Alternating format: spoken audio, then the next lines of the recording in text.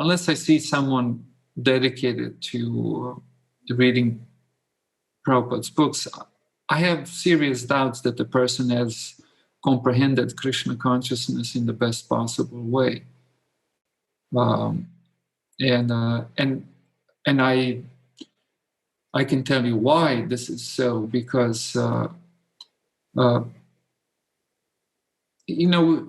we have lots of literature. Devotees write literature, and which is meant. Some of the literature is meant for devotees, some for those who are not devotees, like literature that's meant to introduce people to Krishna consciousness. And I don't want to say that literature is unwanted or not good, but I have not noticed in any of that literature one component that I do find in Prabhupada's books, and this is this simple and yet mighty, forceful hammering of some basic blocks of Vaishnava concepts. And by reading Prabhupada's books, you're going to divorce yourself from the book, or you're going to assimilate it. It's like that. Like a friend of mine, he's also now initiated devotee, told me, first, as a person who has never read anything of our literature, he's gotten Prabhupada's Bhagavad Gita, Prabhupada's translation commentaries in the Bhagavad Gita, and he was reading that, and his experience was, these are his words, that he would open the book and he would feel like Prabhupada jumped out of the book and started slapping him. Slap, slap, slap. And then in one point he would just close the book and he would say, like, what the hell is this? And he would try to rebel against the book. But then, everything he read made so much sense that he couldn't neglect it, That's the nature of truth. Once you see something is true, you're done, you're cooked, you're baked, you're packed, you're finished. You can't resist it, that's the nature of truth.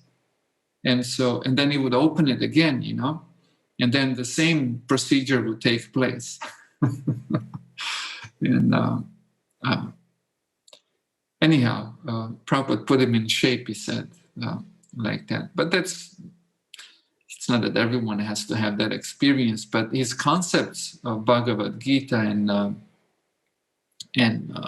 what does it mean to be spiritual, and some basic metaphysical concepts were very, very in contrast to what Prabhupada was teaching, and in that way it was like really getting into conflict with Prabhupada, and at times Prabhupada would be very sharp and insisting and like that into your face, we could say. And so that's why he felt like Prabhupada kept slapping him on the face. And so anyhow, that's how he experienced. I didn't experience Prabhupada like that at all. Maybe because I was more malleable. I didn't have any firm concepts, so now I'm going to... No, what Prabhupada, what I was reading of what Prabhupada wrote made instantly so much sense to me. It was sort of synchronizing my other experiences and thoughts, ideas, and like that, putting them all in the right context. And so that's the value that I find in Srila Prabhupada's books, these basic concepts being like really, really established, like powerfully, intensely, boldly. Hard to confuse anything. Hare Krishna, Krishna Krishna, Hare Hare, Hare Rama, Rama Rama, Hare Hare.